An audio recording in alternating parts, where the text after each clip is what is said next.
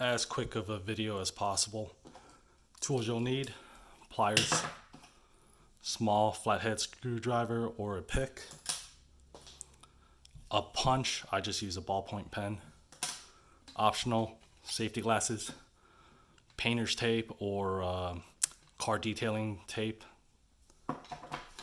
gloves,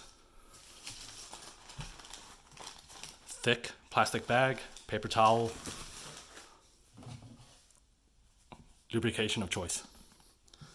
Let's clear all this out. Safety check your firearm. Make sure it is unloaded, clear, no ammo. Drop bolt. Hit the shell release button to drop the lifter down. Take your pen or your punch and push the trigger housing pin. Either way, you can do it from left to right, right to left. It actually doesn't matter. If you can't grab it, or if you have a punch, whatever. If you don't have a punch, just use pliers. Grab that out. Set this aside. I recommend the plastic bag because it's just something to keep small parts in.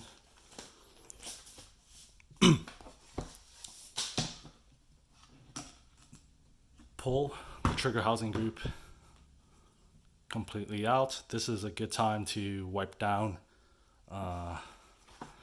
any carbon, whatever residue out. It's also a good time to inspect any of these parts to make sure there's no cracks or anything like this in the hammer, the sear, the struts, everything. So the next thing you're going to do is grab your plastic bag again. And this is optional, by the way. The plastic bag, what you're really doing is you're going to place this inside. Then you're going to grab your pliers and you're basically going to remove the carrier dog's strut and spring out from the carrier dog leg. Now, if I had a bigger plastic bag, that'd be easier, but the reason why you kind of want to do this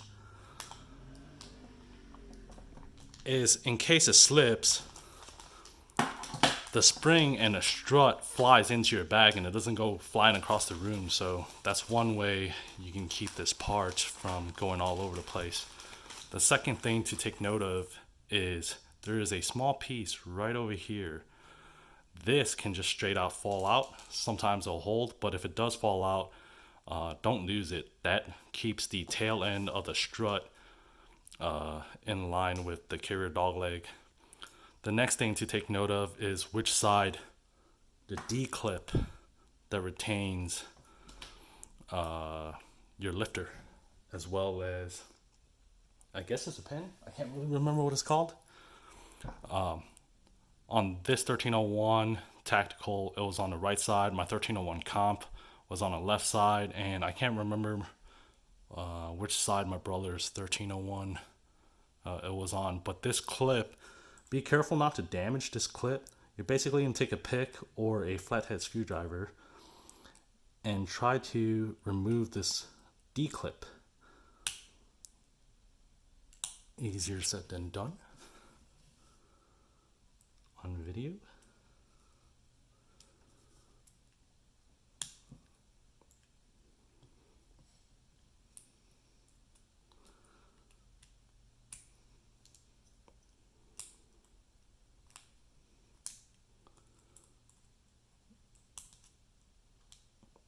Skip forward, by the way. All right, so I got that out. So something to keep note of is this gap right here between the curved part of the clip and the flat part. You don't want to widen that gap too much, and the biggest reason why you don't want to do that is how the trigger housing pin interfaces with this portion right here. So when this is together, there is a slot right there. That slot is where this flat portion of the clip fits in. And it protrudes inside of this tube. That flat portion is what actually fits into the groove of your trigger housing pin.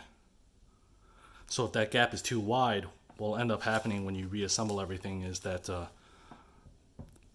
you're shooting, the trigger housing pin will walk out side to side. So if you just make this too wide and your trigger housing pin isn't being retained by this clip, all you gotta do is just take it out, squeeze it together, narrow up that gap. But anyways, a little small tidbit. Once you take those pieces out, this just comes straight out. The lifter comes straight out. You're gonna have your carrier dog leg as well as the retaining plug, I suppose. Man, I really should look up what these parts are called. You're gonna poke that out and remove it. There's your lifter. So you're gonna reverse the process. The first thing you're gonna do is take your carrier dog leg, place it on, line up the holes, take this piece,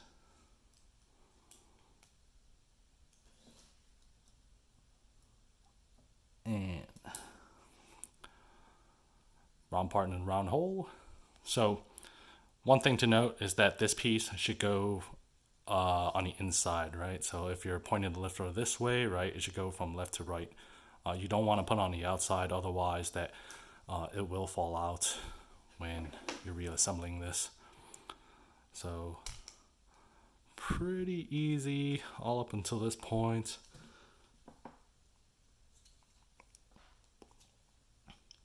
Just slide all this back together, right? One thing to make sure that this dog leg, right, can actually pivot freely.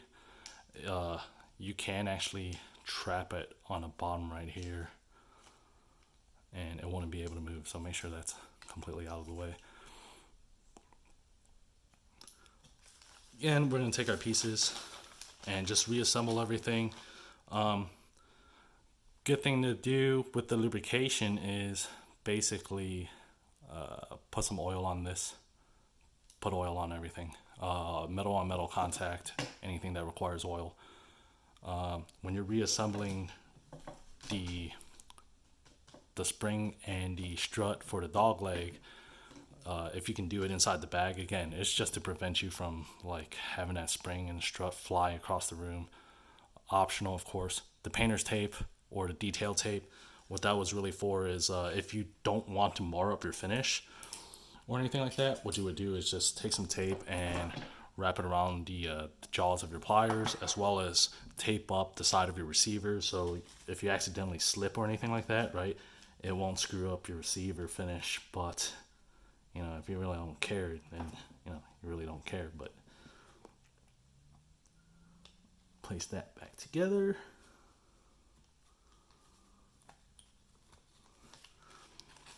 Well, I don't think you need the rest of this video. I mean, it's pretty straightforward from here on out. The finicky part is trying to get the dog leg strut and spring back in together. That's going to be the biggest pain in the butt. If you have trouble with it, right, just remember to go slow and make sure that parts don't go flying anywhere. If you need any more explanation than this, I'll try to make a better video, but I mean, I don't think I really need to. You just go ahead, skip the rest of this video. It's just going to be me reassembling everything. So, partially visible, partially not visible. I think I've done this once or twice. Enough that I don't need to utilize the bag, but you know,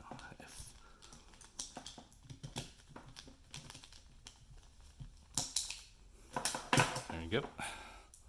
Function check, make sure that this pivots and returns under spring pressure. Hit the shell release. So, what are we gonna do? What's the dummy rounds for? Dummy rounds are just a safe way to do function tests. One of the things function tests you want to do is make sure that all the safeties work. Safety works and everything. The other thing you want to make sure that it can feed your new lifter or your old lifter or whatever. It should be able to feed properly. And the way you would do that,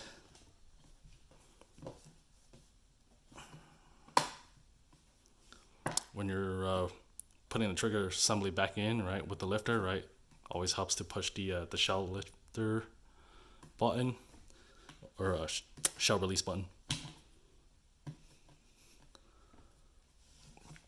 So once it's all together, function set, locks back to the rear, right, drops, safety on, safety off, fires, charging handle, locks, drops. Oh, well, we'll skip the rest of this. I'm gonna load this. So, first test I'm gonna do, I'm gonna point the muzzle down. The reason why I want to point the muzzle down and then hit the shell release is because I want this to be able to feed fighting against gravity. So I got a round on a lifter, on the charging handle, and it will feed. So that's function complete on that one. And the reason, and you want to do it vertically in various directions. Just think, okay, you know, home intruder breaks into your house, into your basement, and you had to aim downstairs. Or you're in the basement or first floor, your intruder's in the second floor, you have to aim upstairs. You fall on your back, whatever, you got to aim up. Yeah, you know, you kind of get the idea, I guess. Anyways, hope it works out. If it doesn't, I'll try to make another video if none of the stuff was clear. Kind of doing this hastily. And be safe.